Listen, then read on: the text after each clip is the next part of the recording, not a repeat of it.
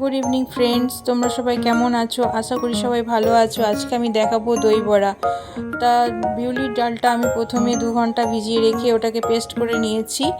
আজকে এই দই বড়াটা আমি মূলত শিখেছি আমার ননদের কাছ থেকে। তো এখন বড়াটা ভাজা চলছে এবং ভাজার পর ওটাকে জলে মিনিট 2 ভিজিয়ে রাখতে হবে। তারপর ওটাকে তুলে সুন্দর করে দই, তেঁতুলের চাটনি এবং ধনেপাতার চাটনিটাও আমরা ঘরেই বানিয়ে নিয়েছি।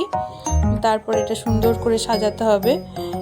চাটনি দিয়ে সাজানো হলো ধনেপাতা চাটনি, তেঁতুলের চাটনি, লঙ্কা কুচি, পেঁয়াজ কুচি, মশলা।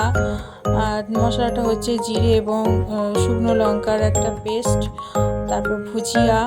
এই সমস্ত কিছু দিয়ে আমরা সুন্দর করে সাজাচ্ছি এবং আজকে সন্ধ্যায় সপরিবারে আমরা সবাই মিলে এটা এনজয়মেন্ট করে খাবো। আর ভিডিওটি শেষ পর্যন্ত দেখার জন্য আপনাদের অনেক অনেক ধন্যবাদ। এখন আমার ভাগ্নি রিভিউ দেবে কেমন হয়েছে।